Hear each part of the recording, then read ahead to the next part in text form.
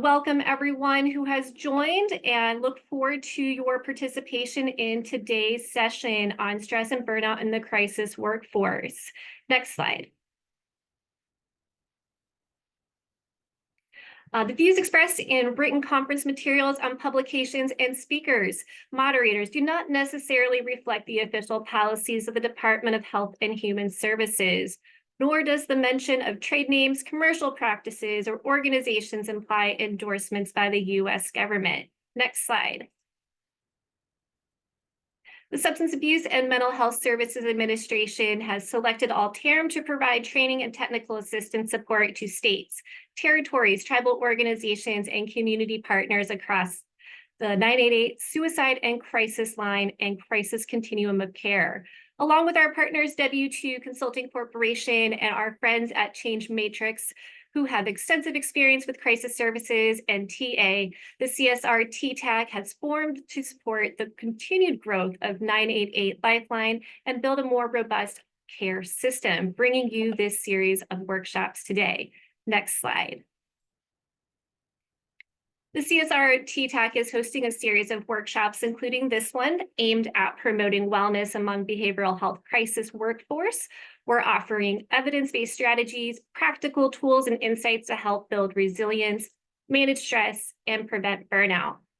Each workshop in the series that we've developed presents a specific wellness topic and will feature a mix of expert presentations, interactive activities, and peer discussions to help you gain actionable approaches to prioritize your wellness, enhance your personal resilience, as well as maintain the ability to serve clients effectively. As noted, today's session is going to focus on stress and burnout, and that's going to include identifying key contributing factors and strategies for prevention and intervention. Again, thank you so much for joining us here today and taking this important time to focus on your personal and professional well-being. Next slide. Now, before we go ahead and get started today, I do want to take a moment to recognize leaders from SAMHSA who played a critical role in helping us to develop this workshop series. Unfortunately, they were unable to attend today's session, and to personally welcome you and thank you for your participation themselves today. So on behalf of our SAMHSA partners, let me say a few words about John Palmieri, Jill Mays, and Captain Corey Palmer. John Palmieri is a senior medical advisor at the Substance Abuse Mental Health Services Administration and is currently serving as the Deputy Director of the 988 Behavioral Health Crisis Coordinating Office within the Office of the Assistant Secretary. He provides subject matter expertise and policy leadership in areas that include crisis response, suicide prevention, interventions, care integration, telehealth implementation, and criminal justice diversion programs. Next slide. Jill Mays is the Division Director for Crisis System Transformation for the 988 and Behavioral Health Crisis Coordinating Office at SAMHSA. She currently leads the evolutionary and collaborative work of Pillars 2, Someone to Respond, and 3, A Safe Place for Help of the 988 Behavioral Health Crisis Continuum. Next slide. And finally, Captain Corey Palmer is the commissioned officer in the U.S. Public Health Service with over 20 years of experience improving health outcomes and increasing access to quality health care. Currently, he serves as the workforce lead for the Behavioral Health Crisis Transformation Team in the 988 and Behavioral Health Crisis Coordination Office. Together, John, Jill, and Corey have worked in partnership with us to develop this workshop series that we are pleased to present to you today. Next slide. And now for the moment we've all been waiting for, our invited subject matter expert, Dr. Gary Morse, who will be speaking to you today about stress and burnout. And at this time, I'm going to go ahead and turn things over to Gary. Next slide.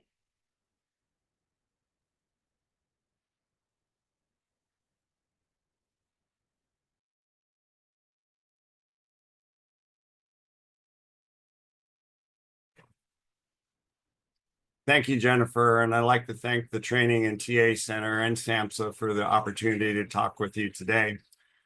Most especially, I'd like to thank all the crisis staff who are here. Your work is critically important, helping people through crises, helping reduce human suffering, and even literally saving lives. Critically important, but as you've probably experienced, it can be very stressful. Our talking today is timely for, as we show on the next slide, we're living in an era where work stress seems everywhere and burnout is epidemic. Let's back that up with data. Surveys by the APA show that 70% or more of Americans experience work as a major source of stress in their life.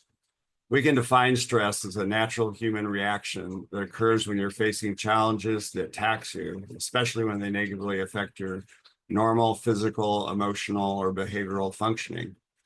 There are many stress-related conditions, and one of them is burnout.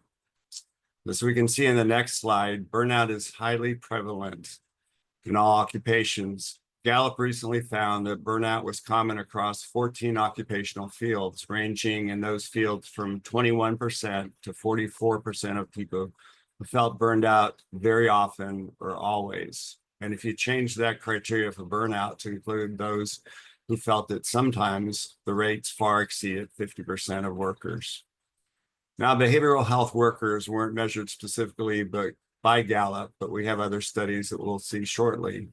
But high levels of burnout in behavioral health care are not surprising, given that you're working with people who have intense emotional needs within service systems that are often underfunded and fragmented. And we're living in a society that would more often pay attention to matters other than mental health, like the latest viral post on TikTok or the Dow Jones average.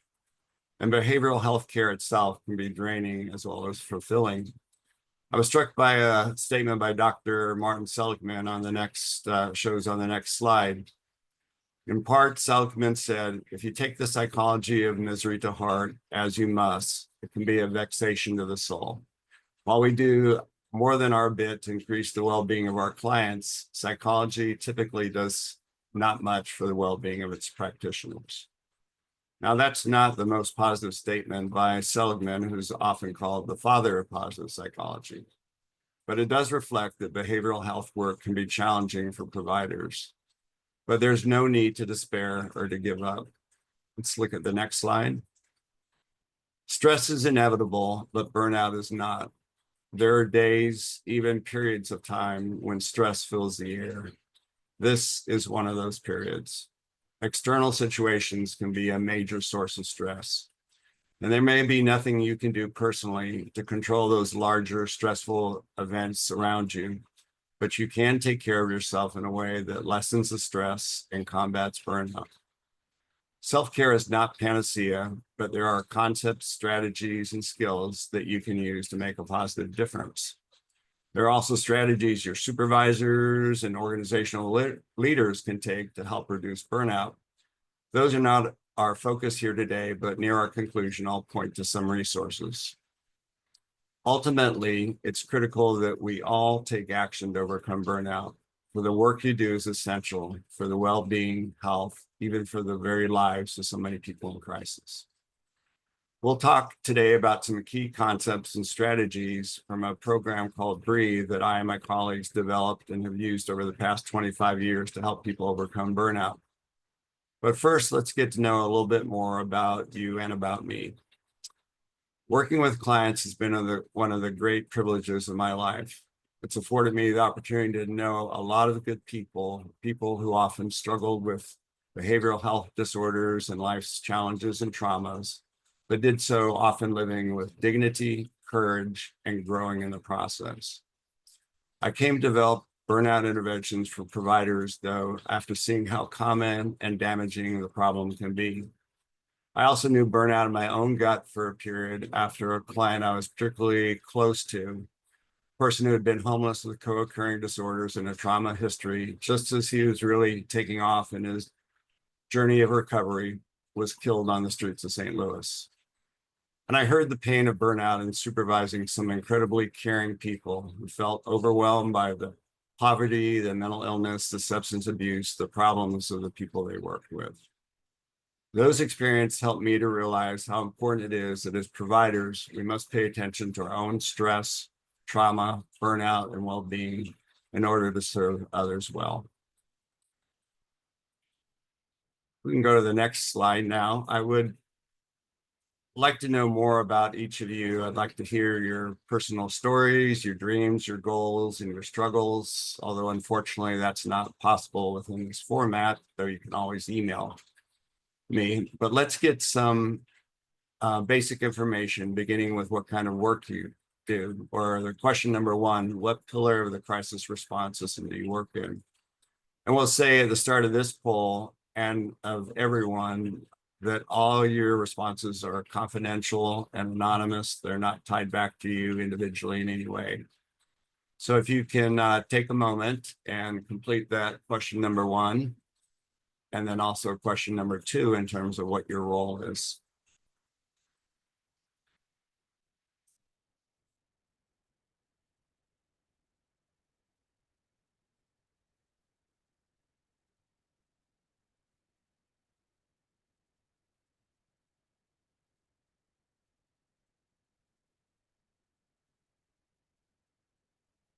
So I think Laura is going to bounce in with the results as soon as it looks like most people have had a chance to vote.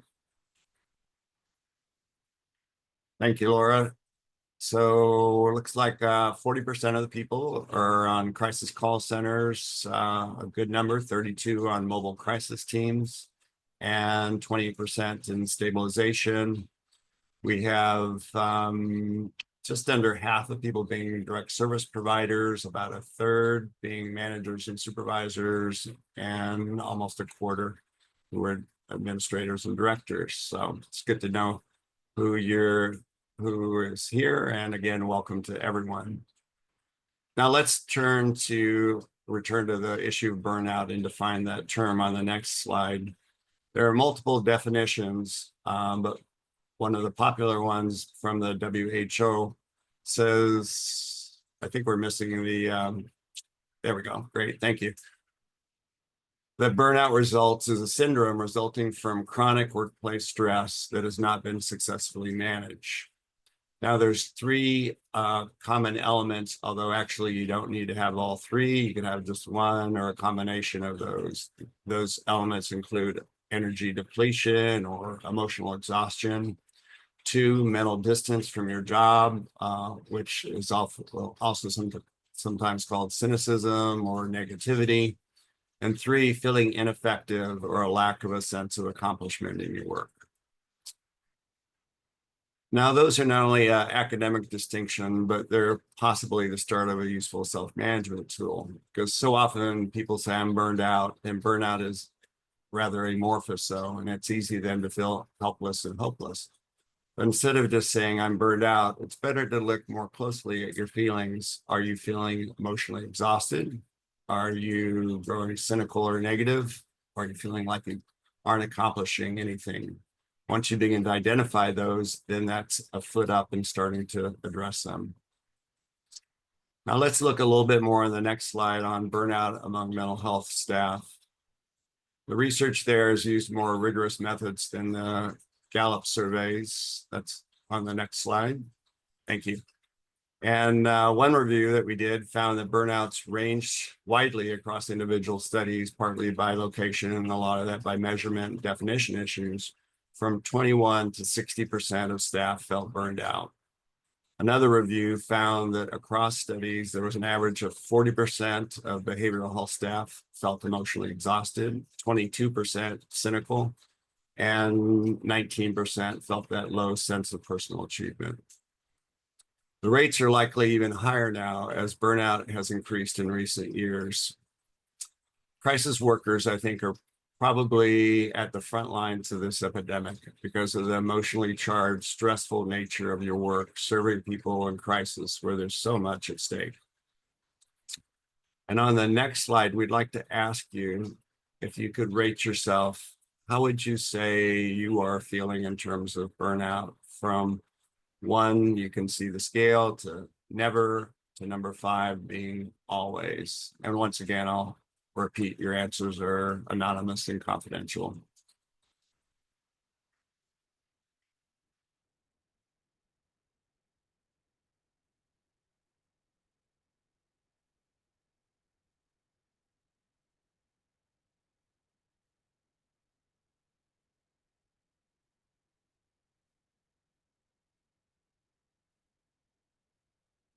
And Laura again will give us the results when.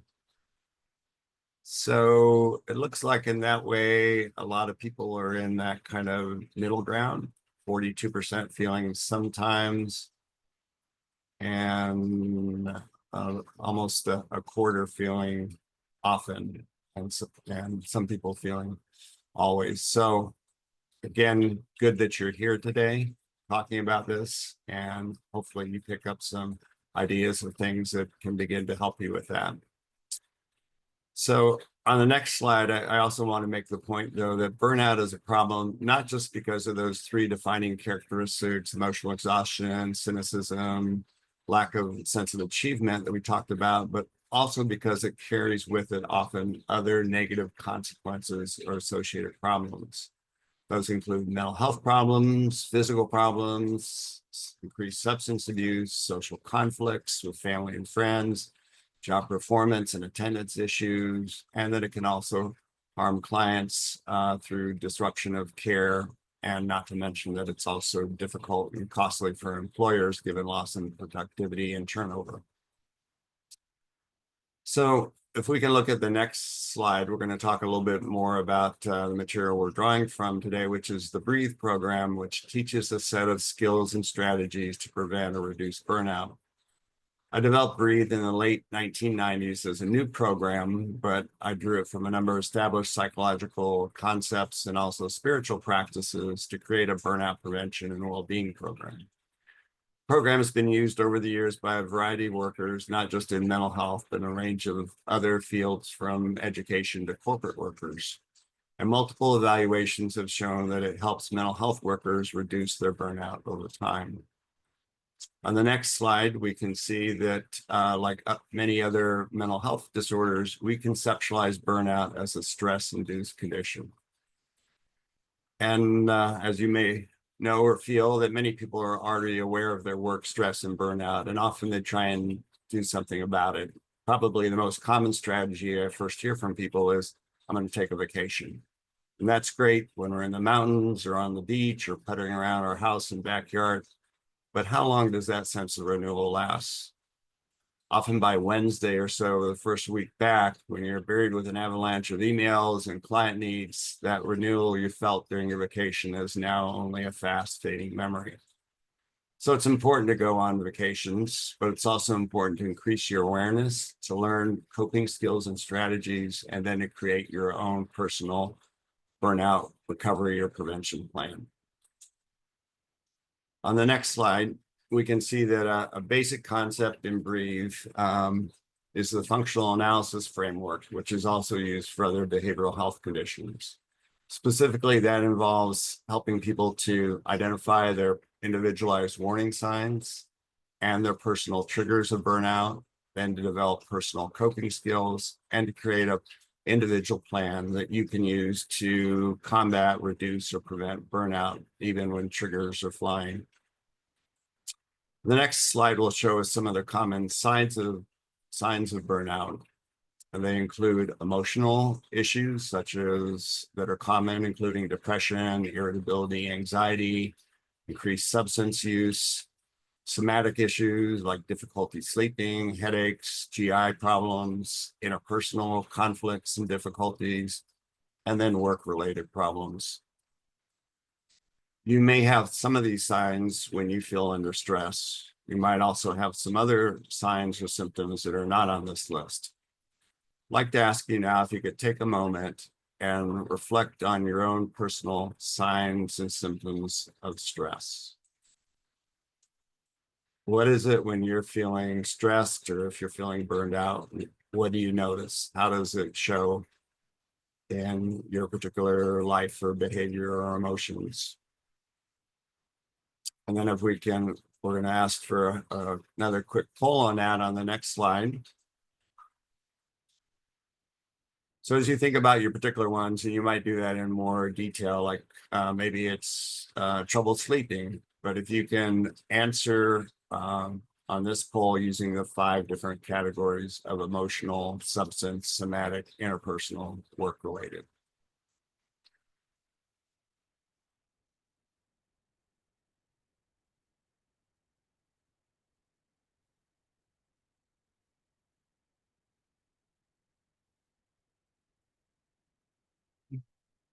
And Laura, whenever you have the results, you can feed those back to us.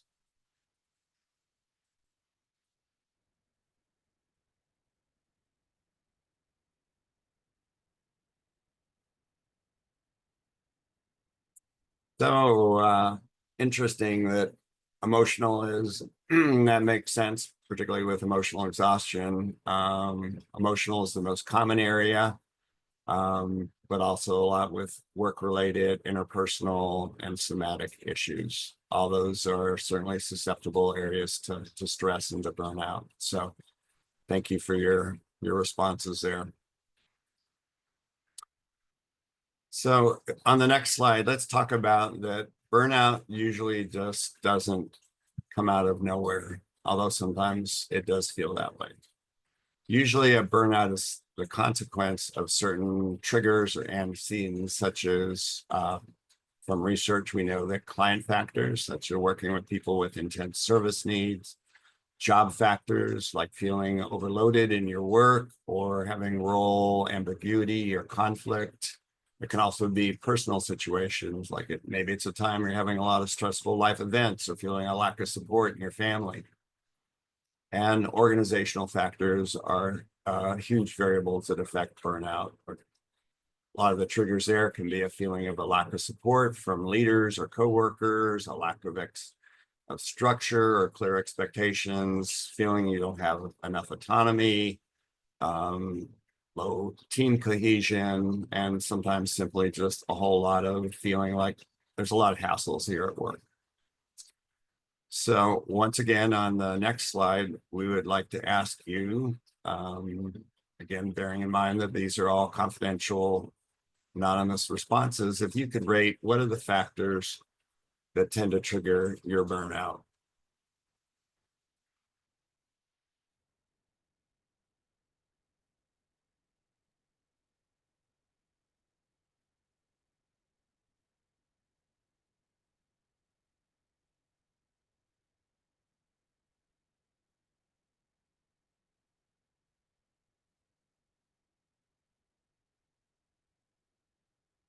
And Laura, whenever you have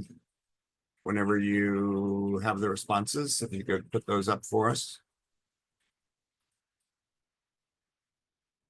So you can see that, and that's common with a lot of the literature, that job and organizational factors can be real triggers for feeling burned out. Less so, but still significantly, or personal factors. And interesting that clients is one of the lower ones, though still a little bit more than a fourth of people. Thank you for responding that. And as we go, I mean, we're not only doing polls, but usually we do this training. I want to do the breathe training. It's a 6.5 hour training, and we ask people to really kind of think about individually what are your symptoms, what are your warning signs, what are your triggers, because those are things you can build on then when you see warning signs or you see triggers, to begin to bring in your own coping skills as you develop a personal plan. So if you're up for it, you might just kind of make any specific notes to yourself about those things. On the next slide, I'll just say kind of quickly, our approach here is we're going to go from the general, some principles about burnout prevention, to practices. And then the most important part is, what's your plan? How can you deal with that after considering the principles and the practices? So on the next slide, we can see, I'll mention on the full brief, there's 8 key principles, but I'm going to just highlight 4 of them here. One is an ecological perspective. That means you're affected by your environment and by so much that's going on around you. And we just saw on that last slide how much organizational issues were a factor. So we want to really see that in its holistic sense. At the same time, in number 2, although we're affected by those external conditions, we can still each take a personal responsibility for improving and maximizing our well-being at work. And we can do that in part by setting a personal intention for combating and overcoming burnout. And to do so, self-care, which is often surprisingly hard for many of us who are caregivers and in helping professions, is essential for overcoming burnout and improving your well-being. Let's move to the next slide, which begins to talk about some general practices. So in the Breathe program, there's 8 different categories or general strategies, and all total, there's more than 25 skills and 50 techniques to use in the Breathe program. For today, because of our limited time, we'll only cover a short and quick sample of the skills to kind of get you started. And as we go through those, I'd like you to really kind of think about what works for you. There's a saying from Rachel Naomi Remen I really like, and that is that nothing works for everyone, something works for everyone. So as you learn about a coping skill, you may say, nah, that's not for me. But pay attention, because something will work for you, and try and identify, pick and choose what works for you. So on the next slide, we're going to see that one of the keys to combating stress and burnout is the relaxation response, which is a term coined by Herbert Benson and his colleagues at Harvard decades ago. And it's the relaxation response is what counters our flight or fight stress response. It can be induced by what I call contemplative practices, such as deep breathing, mindfulness, meditation, imagery. And in research studies, it's particularly effective when people practice one of those skills regularly, 3 times a week or more, for as much as 15 to 20 minutes a day. And the relaxation response creates all these positive benefits, some of which are physiological, like reduced adrenaline and noradrenaline, slower heart rate, lower blood pressure, less muscular tension, slower breathing. And it also creates some emotional, spiritual benefits of greater life satisfaction, greater life purpose, increased sense of spirituality. There are ways to kind of, in many ways, get beneath the busyness of our lives, the demands of our day, the chatter of our own minds and our culture, to something deeper and more authentic in ourselves that can help us to create more meaningful, soulful, heart-centered work. On the next slide, we can see there's a number of contemplative practices.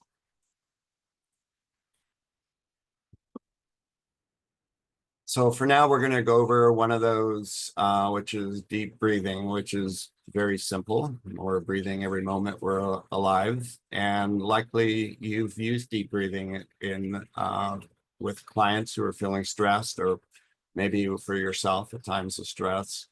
It's a very simple but powerful technique, and it's often overlooked and neglected given how much stress we experience in our life. So even though you may be familiar, let's take a couple minutes and review how to use this coping skill. So again, when we're stressed, we tend to breathe in a way that reinforces rather than reduces the stress. I mean by that too often we go about the day just kind of taking shallow breaths, even from the upper part of our lungs, and breathing quickly. In contrast, breathing deeply helps us to reduce this stress and instill relaxation.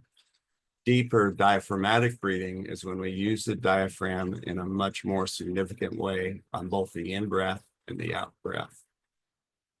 It requires learning or practicing some skills, and here are some of the core ones.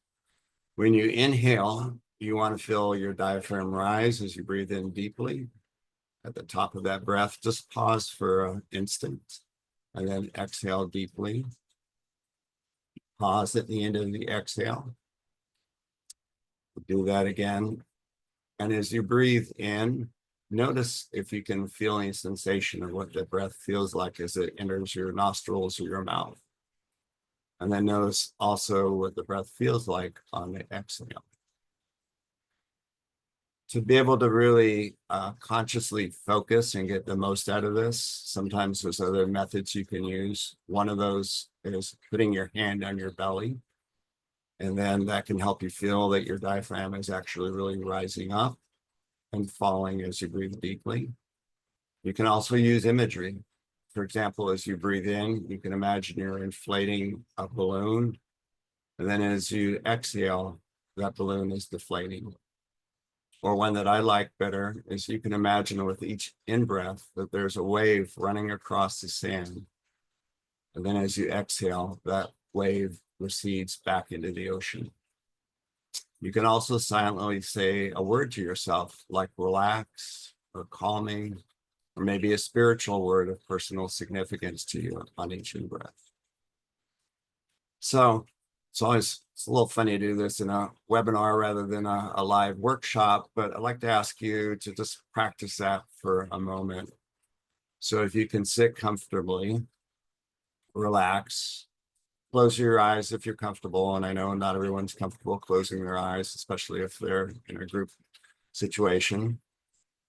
But as you do that, go ahead and take a breath in, feel your diaphragm rise. Hold that breath just for a second at the top, and then exhale deeply. Notice how your stomach falls as you exhale. And then do that again. Breathe in deeply, letting your belly rise. Pause, and then exhale slowly. Now, if you haven't done so, as you breathe in and out on your own, put your hand on your belly. Feel how your diaphragm rises as you breathe deeply and falls as you exhale. Perhaps try an image that you're blowing up that balloon with the in-breath and you're seeing it deflate as you exhale. Or imagine as you breathe in, you can see that wave running across the sands. And as you exhale, that breath and the wave recede back into the ocean. Maybe try a word like relax or calming or a spiritual word you like on each in-breath.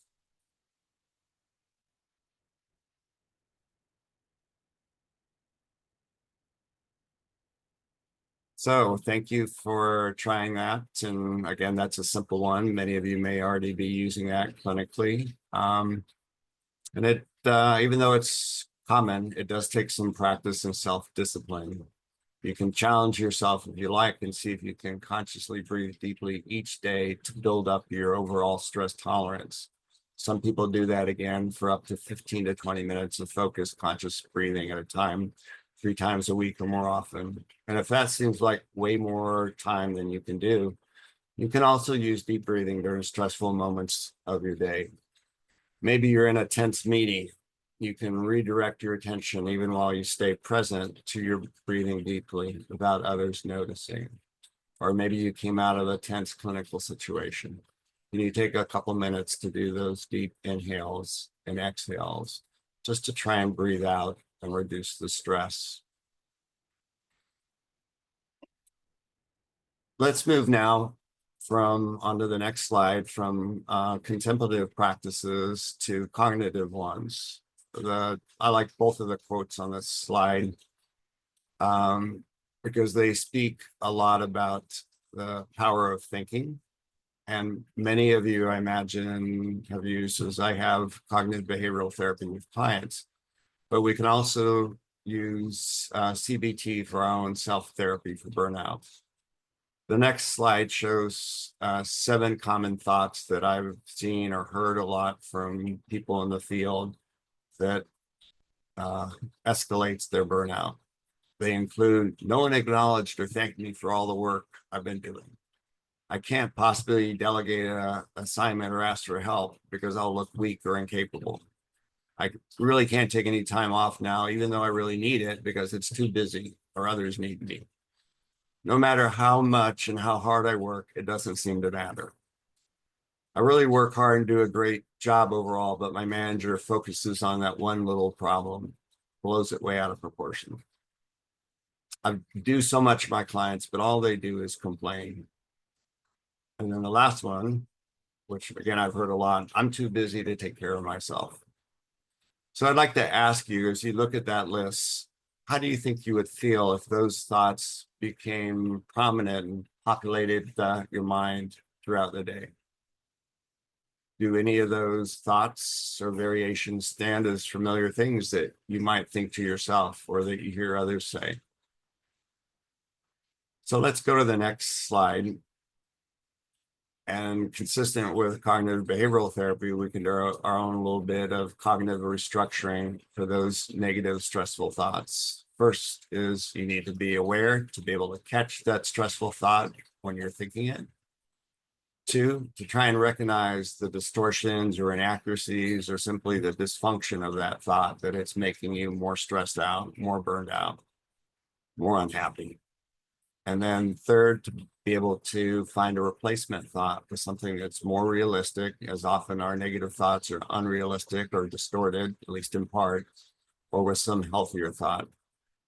Let's look on the next slide for some examples of how we can do that. So here's one burnout thought or triggering thought. I should have prevented that bad outcome for the client. You're going to probably feel pretty bad and down if that keeps going on in your head. An alternative thought you could replace it with is, I'm sad the client had a bad outcome, but I did all I could reasonably do in that moment. I can use my best skills and compassion, which often help, but I really can't control the outcome. Or another burnout triggering thought, my clients never get better. If you think that, try and refute never. Go back and identify clients who have progressed and be able to change that thought. On the next slide, we can see that, again, consistent with cognitive behavioral therapy, we know those particular thoughts that kind of populate our mind at any one moment often kind of bubble up from some core underlying beliefs and assumptions. Some of those include, or three common ones for mental health providers are, I'm responsible for what happens to someone else. My self-esteem and self-worth is dependent on helping others and they're doing well. And I have to be recognized to feel good.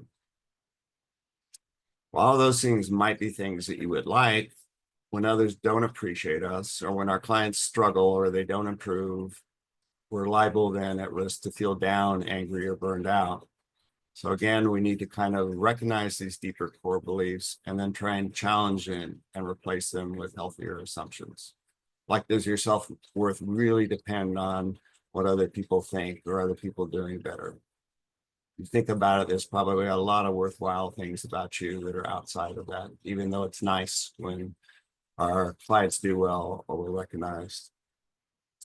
So on the next slide, we're going to go from cognitive behavioral therapy to positive psychology, which offers a number of multiple techniques that can be helpful with burnout. Let's try one of those right now, which is called 3 good things. That is, sometimes we get caught in dwelling on negative events and going over and over, or being able to see more and more things that we feel are bad or negative. And when we do that, we tend to overlook the positive ones. This kind of thinking particularly can lead us to feeling the cynicism of burnout. But we can consciously retrain ourselves to recognize positive events. Here's a way to do that. Right now, and if you have a piece of paper or a keyboard in front of you, it's helpful to write it down. If you don't want to do that or don't have those accessible, just think about it. But I'd like you to think about 3 positive things that happened today. And if it's still early in your day, if you're, for example, on the West Coast and it's morning, think about yesterday when it was a full day. But go ahead and take a moment and try and identify, ideally writing down 3 positive things that happened today.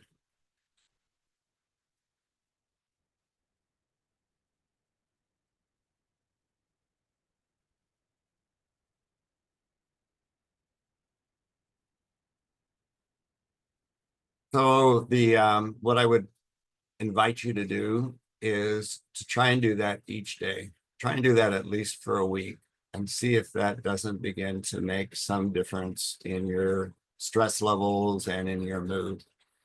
And it helps, like with many skills, to set a regular time to do that. For example, at the end of the day, if you're shutting down your computer, can you take 3 minutes to write down 3 positive things? Or when you complete your paperwork, Or even at home when you're brushing your teeth at night, can you take a moment while you brush your teeth and think about what are 3 good things that happened today? We can go on to the next slide. This is one of my favorite quotes. And it says, in essence, everything can be taken from a person but one thing, the last of human freedoms, to choose one's attitude in any given set of circumstances. I think that underscores the power of choice that we have in our thinking. It also comes from Viktor Frankl, and it speaks to the importance of meaning in his life, which helped him to survive horrible conditions in the Nazi death camps in World War II. So look at the next slide. So sometimes we lose sight of what's important and meaningful to us. This is especially true as life gets busy, demanding, and stressful, as it often is at work. But meaning can help us overcome adversity, and it's essential for preventing burnout and helping improve our well-being. Unfortunately, we can nurture and enhance our sense of meaning to combat burnout. Next slide, please. So there's multiple ways to do that. One quick exercise I would ask for you now is to take a moment to identify and reflect on a work experience that was especially meaningful for you, or joyful, or in some ways resonated your values in an important way. So can you think about some situation? Maybe it's something that you did with another person. Maybe it's something you just witnessed or overheard, but something that really moved you or that you found meaningful, or you really just resonated with who you are in a values perspective. And if you can, and it's a little difficult because of the format here, maybe take a moment and just jot that down, or if that's not convenient, think about it.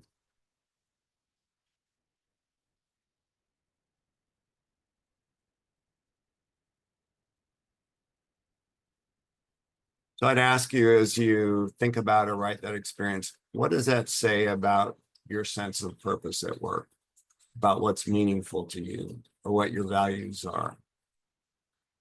Again, we're short on time because of the format today, but if you didn't get a chance to finish that, and you may not have, think, take an opportunity to write that down later and think about those questions. Or if you don't want to write about it, or even if you did, maybe talk about that experience with somebody important to you that you trust, and tell them about that experience. And as you do, kind of listen in your own words and maybe ask for their feedback. What does that say about your meaning and your purpose in your work? So we move on to the next slide of social support. So far, we've focused on personal practices, but social relationships and support are also important. It's an old saying that we are social creatures, and research supports that adage, as social relationships and support are important variables that affect our mental health, our physical health, our happiness and well-being. Social relationships can buffer stress and reduce burnout. Unfortunately, however, we're living in a time of increased isolation and loneliness in America. A couple simple things you can do to try and combat that and help reduce burnout is, can you find a confidant in your work that you can trust, and that you can talk to on a regular basis about your work. Some people that I know at work call themselves balance buddies, and they would get together like every week or every 2 weeks, sometimes for lunch, or maybe even just over a short coffee, and spend some time talking with each other about how their work was going, what their goals were, if they're having any struggles, and getting support from the other person just to hear that, and maybe sometimes to problem solve as well as get emotional support.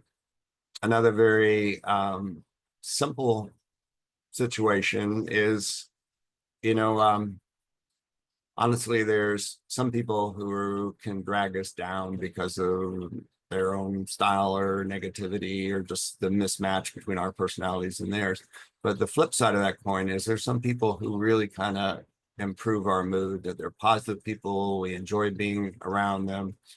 And when I've worked with people around this consciously, everybody can pretty much identify those people, but often we're not spending that much time. So a simple thing to ask you would be, who are the positive people in your life, the people you enjoy? Can you consciously look to spend time more often or longer time period of time with that person? They may be people at work, get together for over coffee, or there might be people in their personal life.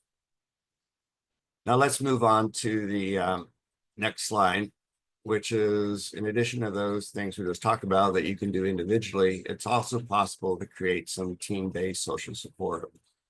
One way to do that is to have a regular team check-in on how each person is doing, and if needed, to help provide some support or assistance. And when I say that, I don't mean like turning your staff meetings into regular hour-long group therapies. But if you do that once a week, once every 2 weeks, or even for a few minutes at the beginning of each meeting, people will kind of self-select. They'll tell you, I'm doing good, or they might say, I'm really kind of dragging today. And within a few minutes, they can not only express that, but potentially get some support or assistance. Another way of doing that is to have staff meetings start with, or even one staff meeting a week, what's called appreciative inquiry. And that is, instead of like, let's go right into all the problems and what we're dealing with, start with something positive. What do you appreciate about your week that week? And we'll talk a little bit more about that in a little bit later on gratitude.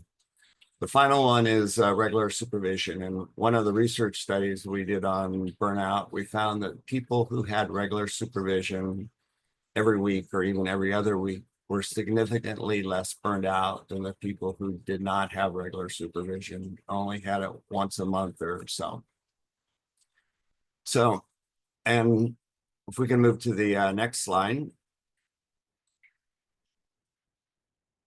So another category of things is what I would call just kind of little mini retreats or rituals you can do for your renewal. And I say that knowing that the stress of our days can sometimes lead us into mindless routines. And I think we all do this sometimes. We're tired, and then we kind of just surf the internet or social media or scroll through emails, or maybe veg out in front of the TV at home and a certain amount of that is certainly fine to, de-stress, but too often it seems like it can become a problem because people overuse those as escape activities.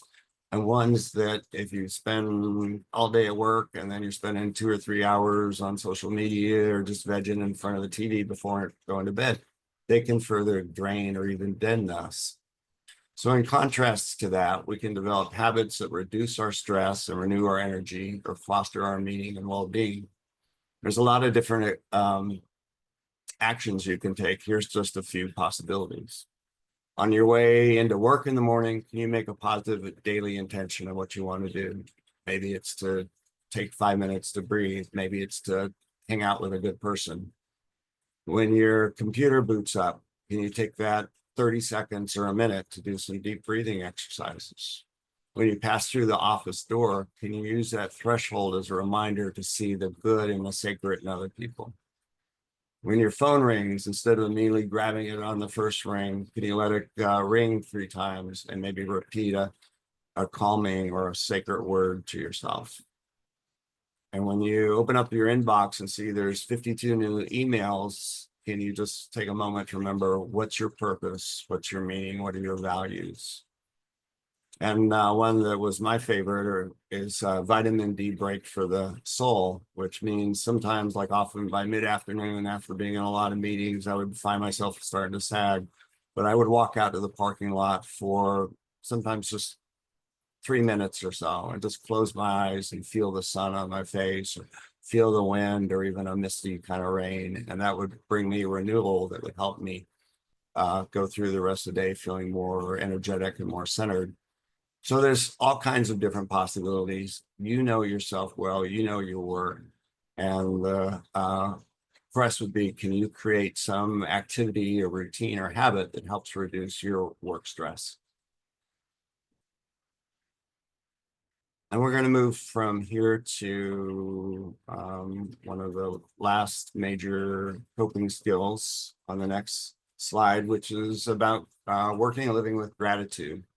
There's considerable research that's found that people who feel more gratitude in their lives have a lot of positive benefits, including greater life satisfaction, more energy, a greater sense of connection, better physical health, more happiness. Now, some people by their very nature tend to be more grateful than others, but from research, we know that anyone can cultivate their personal sense of gratitude, which means experiencing a deep appreciation for someone or something. One popular method that was described by Martin Seligman is called 3 blessings. It's a little similar, but different from 3 good things. And that in 3 blessings, the focus is on those things, relationships, events, experiences, personal attributes, which you really feel a deep sense of appreciation about. In contrast to 3 good things, where the focus is simply on recognizing positive events. So I'd like to ask you to take a moment now and ask you, what do you feel grateful or what do you appreciate today? Can you take a moment and think about 3 things, maybe at least one of those about your work that you appreciate or feel grateful for?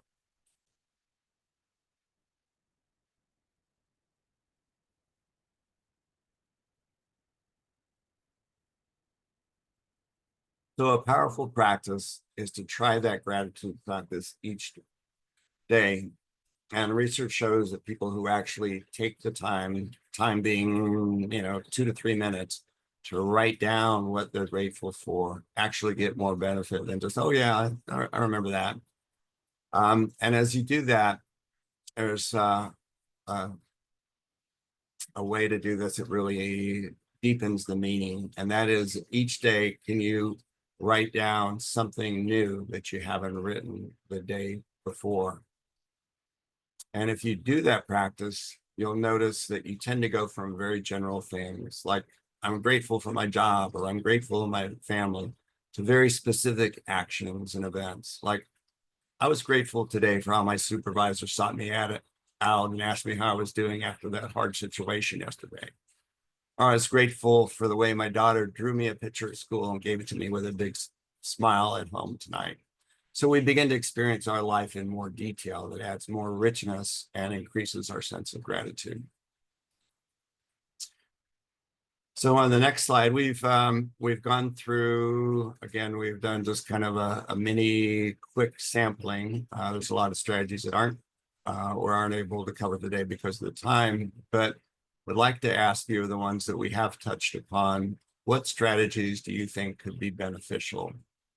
Contemplative practices, the cognitive and positive psychology, meaning, social support, mini retreat, or gratitude. And I think we have a poll question here that asks for them.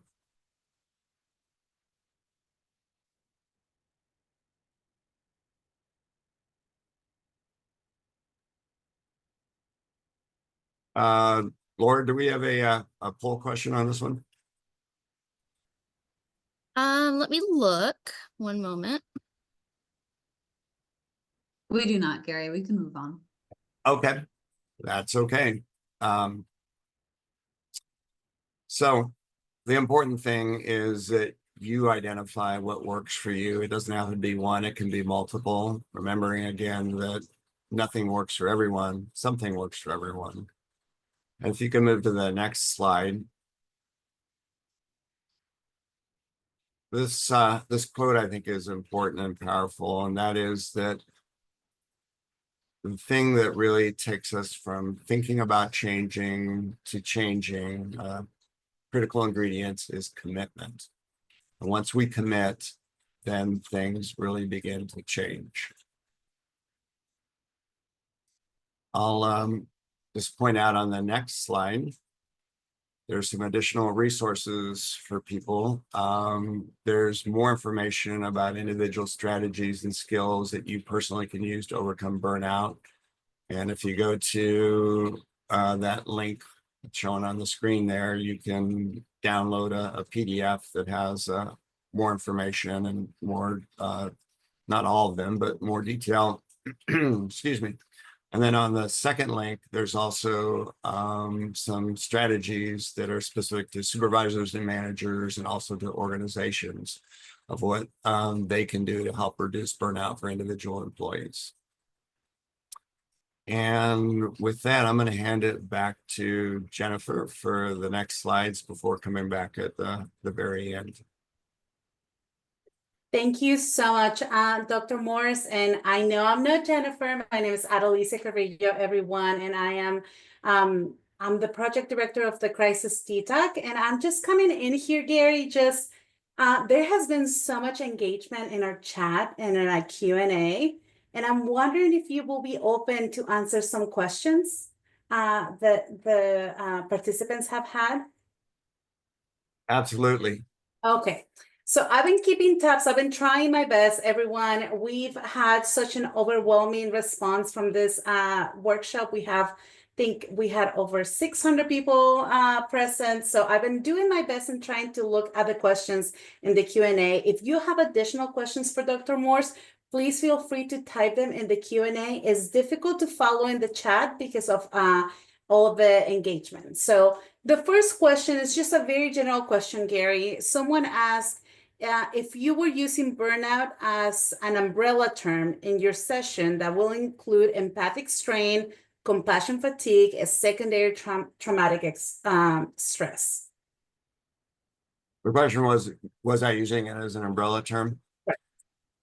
So I was focusing a little bit. Those terms are closely related. They are, at least academically, a little bit distinct terms. So I was thinking about burnout as we defined on that one slide about the, particularly with being able to not manage the chronic work stress and emotional exhaustion, depersonalization, personal or low personal accomplishment.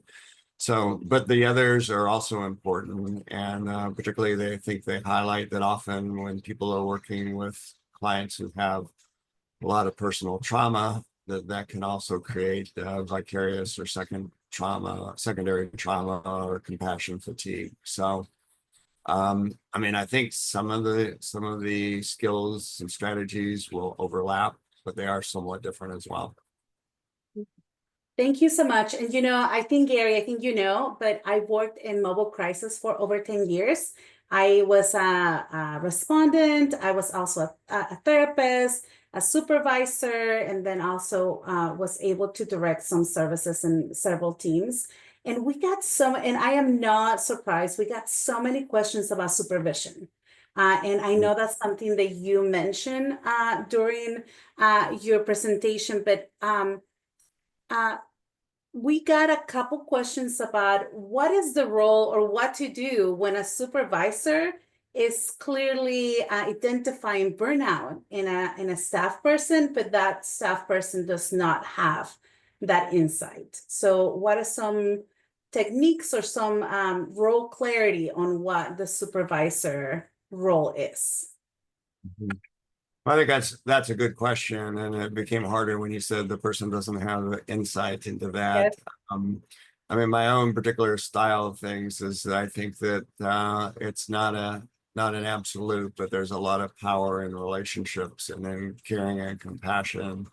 So I think as the supervisor can really express some concern and compassion for that person, and in that share, delicately, maybe at first. Sorry, I'm getting a chime here for another reason. It can share what you see in kind of a gentle way of approaching it. The other thing is, it never feels good to be singled out.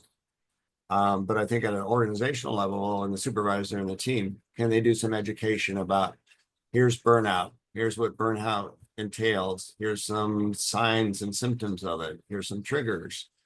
You can also begin to kind of create maybe even a group that it's okay to talk about burnout, that it happens, that it's common, and educate people, which can maybe help the person, feel safer or more open or begin to recognize things.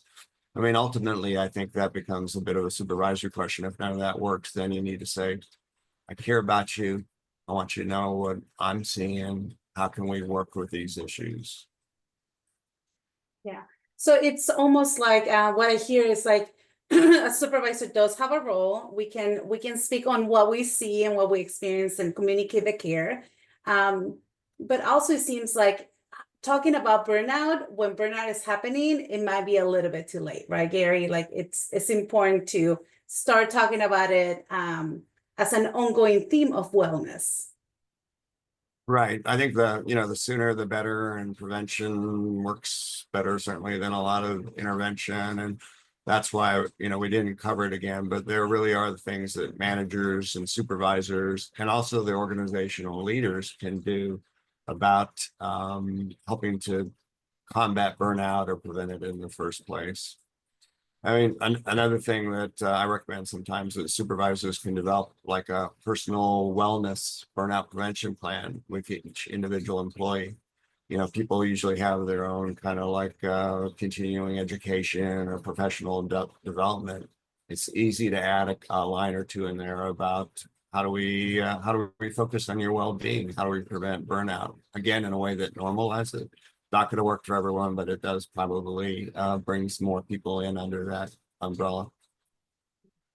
Thank you so much for that. And there is another participant was talking, and we might not have these answers. I don't have the background of working on a crisis center, but I did more of mobile crisis for many years. But there was a question about like, how can we make supervision work in a virtual environment? Because a lot of the call centers are virtual, they're not in one place. So I don't know if you have any thoughts of what things will translate well from like face to face to a virtual environment. Mm-hmm.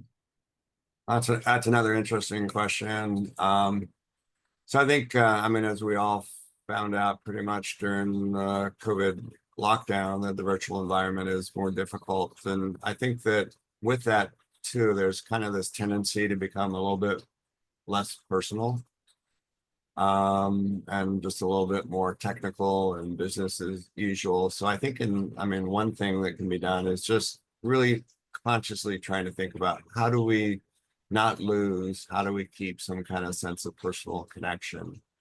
I mentioned there at the end that one of the things they can do in staff meetings is start with an appreciative inquiry. Like, can you first, might feel a little awkward, but as it becomes a norm, people are like, can you share one thing you're grateful for, or one thing that you really appreciate that happened this week? So that begins to kind of make it again a little bit more personal. And then again, I think taking that time, maybe, how are you doing? How are things going for you? Are there anything we need to focus on to help you be at your best to serve our clients? Thank you so much, Gary. And if I can add some stuff, some just Sure. very practical things that I have found helpful in clinical supervision and supervision of staff that are doing this very difficult work is even when we are remote, really doing those extra steps of like being on camera, right?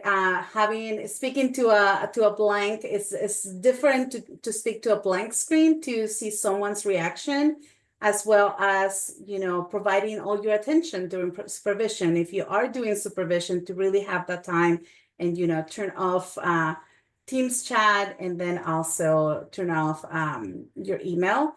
I know that the nature of the work of crisis is 24/7, and supervisors are always needed for consultation, but there is also a way to prioritize that time with staff and prioritize the time that you have to supervise. Because if you continue to supervise, people are going to bring up stuff. If there is some lag or novice practice during supervision, that's whenever I've experienced people stop bringing, an agenda or cases or consultation needs. So just wanted to add those things. Yeah, those are really good thoughts too. Okay, so we also received, and we'll have 2 more questions.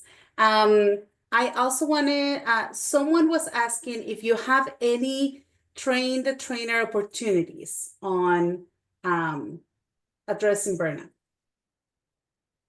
Yes, I've done that before with another technical assistance center in St. Louis. And I've done some work training their trainers. And so it's possible to do that either through them or potentially perhaps with myself, just depending on the nature of the work. But yes, we've done that and done that a lot in when we did some of the research projects. Okay, thank you so much. And then we received several questions regarding people's views of like what is there to do if the work environment is a source of stress and burnout, like just how things are connected. And I do want to make a plug before I let you answer, Gary, that we are the SAMHSA's crisis TTAC. It is doing a multi-level approach on talking about these topics. This is meant for people that are doing the work self-care. Then we're also having a learning collaborative with organizations on building healthy systems. And we're talking about best practices and how do we assess and how do we implement change at an organizational level. But I didn't want to not ask this question that I know is very difficult, Gary, because we did have several people post them. Yeah, I think it's a really important question, and that's the kind of thing that often creates difficulties for people. So, I think lots of times line staff or maybe direct supervisors can feel a little bit, maybe powerless is too strong of a word, but like they don't really have much they can do about those larger organizational issues. But I've also seen in a lot of organizations, not all, but a lot of them, I mean, there is the organization wants to be at its best too. So I think, and right now, I mean, there's a lot of attention about burnout. There's a lot of attention about the well-being of workers. So it can be something that can be broached, I think, first in an educational way. Like what organizational practices really help employees be at their best? What increases their well-being? And then kind of like, in ones where that doesn't happen, that there's less productivity, there's more turnover, it's more costly, client care suffers. But to see if you can find somebody within management or above who can kind of champion that idea, maybe first in an educational way. And then you can begin to look at, well, here are the things that can make a workplace toxic or difficult. Maybe we ought to do a little inventory on how we're doing on those as a way to be able to kind of begin to identify the problem. And if you can find, one key management person who will help advocate or champion that can be a place for turnaround. And again, I mean, I've been pleasantly surprised, not that places have gone from terrible to absolutely wonderful, but I've been surprised that there can be significant improvement. Yeah. Well, thank you so much. And I want to tell to all of our participants, we have so many more questions that I know we are not addressing. We are a little bit at a time, but we will be, so just to answer to some general inquiries that we received, because everyone is so interested on this topic, we will be sending a follow-up email with our PowerPoint slides and with a recording. We will also be sending other resources that the Crisis TTAC has developed. But to talk a little bit about those resources and some reflections, I want to pass it on to Jennifer Sedevi. But before I do that, I just want to say, Dr. Morse, thank you so much for sharing your knowledge and your expertise today. I know it was very helpful, and I know that we'll see you at the end. Please stay. We are going to have a self-care exercise with Dr. Morse right before we adjourn. So Jennifer Sedevi, it's all yours. Thanks so much, Adelicia, and thank you, Dr. Morris. At this point, we want to hear from you. We want the opportunity for you to be able to share with others in the room about your experiences, taking some time to reflect on the content that Gary has reviewed here today, and then use that reflection to ultimately build towards the development of a self-care plan. Now, full transparency, for many years, self-care, those are 4-letter words. They are literally 4-letter words. But it is this concept of, when am I going to find time? How am I going to do this? As a social worker, I know it's important. I know it's critical to take care of myself, for myself alone, but also for the quality of care that I'm providing too, but yet never really finding ways to incorporate it in my day. And then slowly over the course of time, those early warning signs would start to happen, and they would go unmissed until finding myself in the lived experience of experiencing burnout. Though it's not yet a clinical diagnosis, but the severity where it is disabling and you're unable to function, that has been a lived experience of mine. So this topic is near and dear to my heart and something that I am devoting my life to. So I thank you all again for joining us here today, and we would love to hear from you. So we have a few reflection questions that we will lead you through here today. And the first is related to identifying your own warning signs. Gary talked earlier today about some of the common warning signs you might encounter or observe in somebody else. We're all unique individuals, so that's going to look a little bit different for each of us. And I would like you to take some time now, use the chat so you can share what are some of the common early warning signs that you know that you are maybe heading in the direction of burnout. Maybe really need to use some of those strategies as an emergency intervention to put a stop to it. And then also related, what is the warning sign that lets you know that you are deep in and you have hit that point where you are indeed burned out? So early warning signs, and then the signs that you know that you're deep in.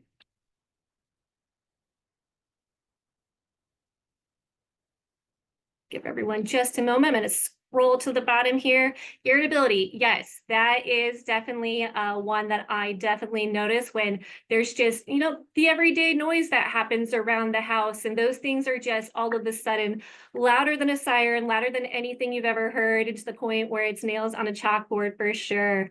Insomnia, stomach issues, seeing that, very common. Yes, these are sounding very, very common here. Fatigue, tiredness, loss of appetite. Yes.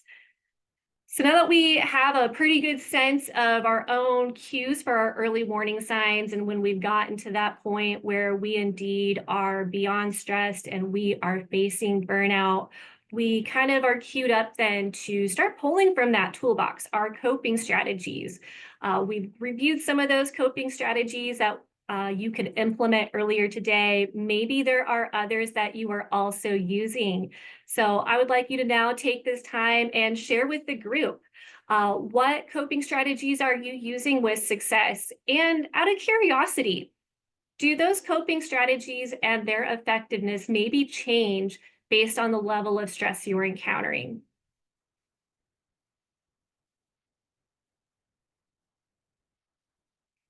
Catching up on the slides here, exercising, prayer, church, journaling, nature, breathing. Yes, that breathing exercise from earlier was wonderful. That helped to ground me. Definitely very, very helpful to do. Going for a walk, walking the dog, so you can get a 2-for-1 right there for sure. Got a pupper of my own here. Oh yes, the massage chairs at Planet Fitness, they are heaven. Napping, getting rest, that's wonderful. So lots of good coping strategies in there. Keep those coming. That way we can be sure to share what's working and how you might have to change. You might just inspire somebody for a new technique that they yet have not thought of. So we know our signs. We have some tools in our toolbox here, but let's take some time to also identify our long-term and daily self-care needs. Self-care isn't just something we should be employing when those warning signs and the later warning signs that you're in burnout are happening, and you need to basically implement emergency strategies at that point, but rather something we as human beings can engage in on a daily basis to ultimately prevent burnout. be resilient in the face of strategy here. Because as we know, stress is an inevitable part of life here, but burnout doesn't have to be. And by taking care of ourselves, we can give ourselves a chance of stemming that off here. So take some time to think about your needs and your own well-being, your daily well-being overall here. What do you view for yourself as the most important aspect of your own self-care and well-being? What do you prioritize the most?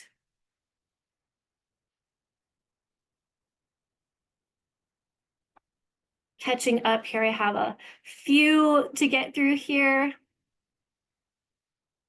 Peace of mind. Yes. Family.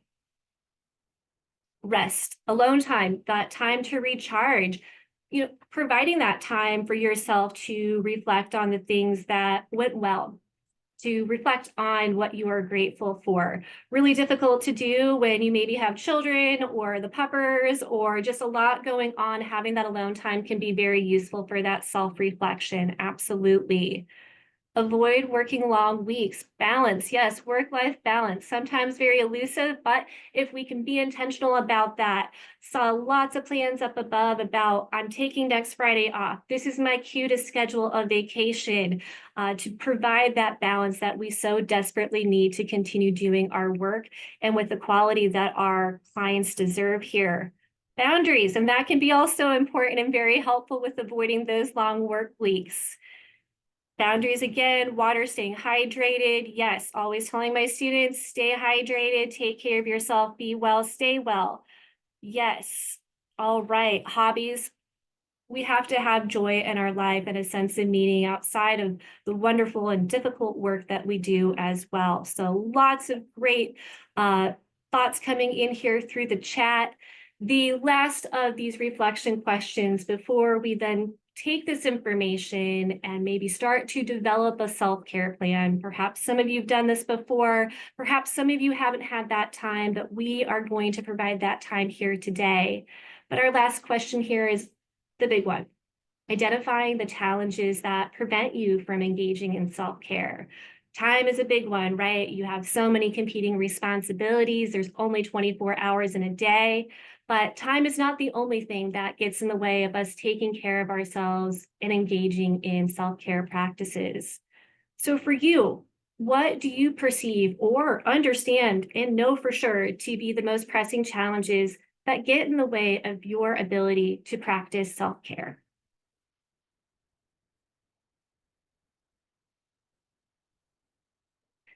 Time, motivation, yep. Too many responsibilities. Womanhood, I saw that in there. Trying to be a human doing, yes, rather than a human being. Busy workloads, demands, not being present during the self-care time. Meditation is an ongoing struggle for me. It's hard to shut the noise down. Definitely got to engage more in my practice, find that time to do so. Feeling tired. Yeah, you're at the end of your day, the end of your week, a busy quarter, and it is just exhausting. And now it is this other thing that is on your to-do list, a very important thing, one of the most important things, but being left in a position to feel like you just don't have the energy to do it. So keep the chat going as needed here. Thank you so much for taking time to not only engage with the content here today, but to reflect and be brave and vulnerable to share your own experiences, your thoughts, your challenges, and your strategies with the group here today. At this time, I'm going to go ahead and turn it over to my colleague Sadette, who is going to briefly introduce our self-care plan and walk you through that process. Yes, hello all. My name is Sina Adus. Thank you, Jennifer, for going through these very important reflection questions as we try to digest and integrate the amazing content that our speaker provided. So we do want to let you all go home with both skills to take with you as it relates to what we discussed here, and a guide to follow as well. So I'm going to have one of my colleagues drop a self-care guide in the chat. And you can take this at your own pace and with your own time. But we have kind of dedicated sections for the various reflection questions that my colleague Jennifer walked us through. So thinking about what you absolutely need for your own self-care. What are some of those kind of barriers? And then how we can apply self-care to our daily practice or weekly practice, taking those time constraints or responsibilities into account as well. So yeah, I'm going to ask my colleague to drop it in the chat, and we will also follow up in an email with this resource and other content that we discussed. So now I'm going to turn it back over to Dr. Morris, to Gary here, who is going to actually walk us through one final activity in order to take us home. So Gary, back to you. Thank you, Sinette. And it was interesting listening as Jennifer was reading just all the kind of thoughtful introspection people had about their own personal warning signs and triggers and practices they can do. And that's, I know when I've done the work with workshop participants, often there are things we do separate from what we're taught here. And partly it's just a matter of, again, like identifying those. And often people say, yeah, this helps, but I forget to do it, or I don't do it often enough. So doing more of those things that people identified are also really important for reducing burnout. So just as we get ready to close here, I want to do one last exercise, which is a, well, let me start this way, that, you know, many of us value love and kindness, but if we're honest with ourselves, we can see we don't always think or act or feel that way, particularly when we're getting stressed out during the day. But we can cultivate love and kindness in ourselves. It can become a practice. We can become more that way. One method that's been used successfully, oops, that's going on my notes.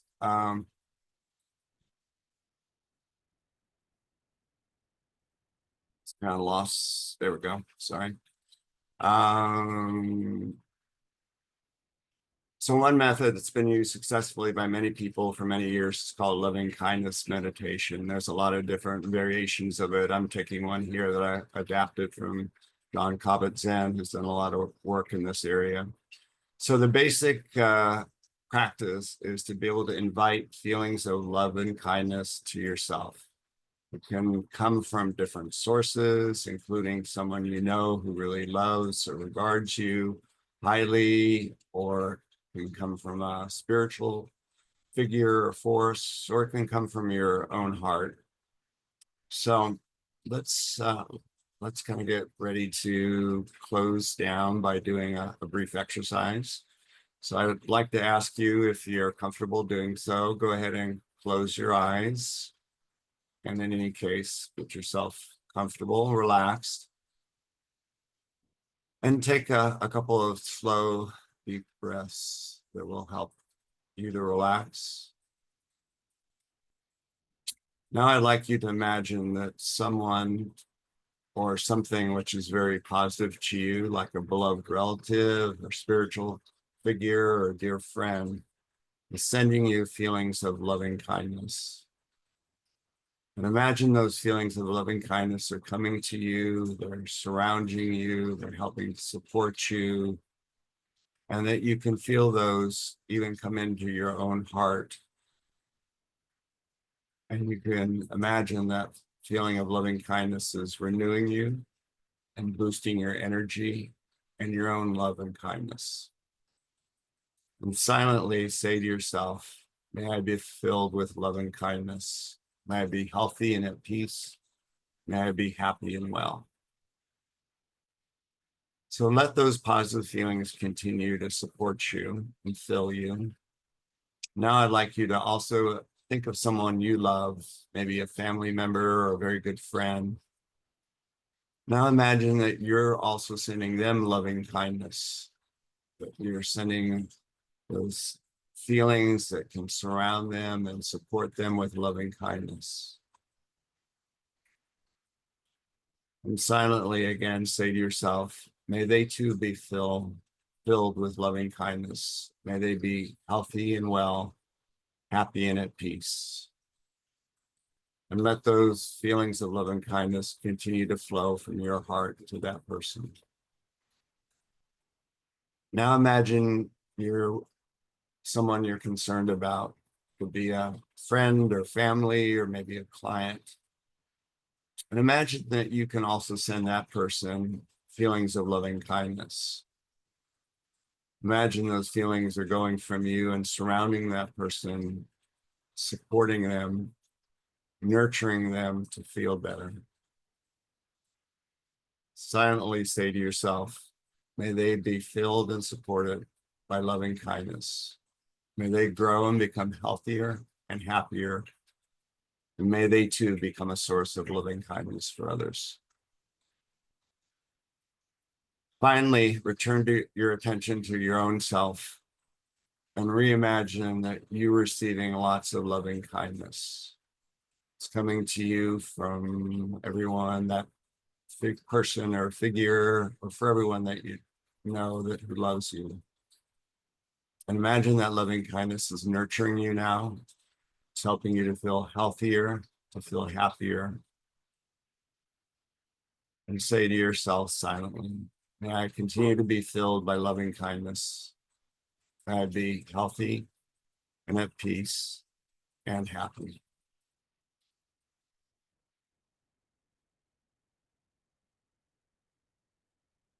And when you're ready, you can go ahead and close your eyes open your eyes if you had them closed. And in ending, I would just like to thank you all for being here today. I want to wish you all the best with your important work that does so much to help others navigate crises and overcome their suffering and disorders. And my wish for you is that you continue to feel loving kindness for your own personal health, happiness, and well-being. Thank you again for being here. Thank you so much again, Dr. Morse, and thank you to all our participants. We are ending with such a great meditation. And if you could please just find some time to fill out the poll, it will help us shape up events in the future. Thank you, everyone. We'll leave it open for a minute or two.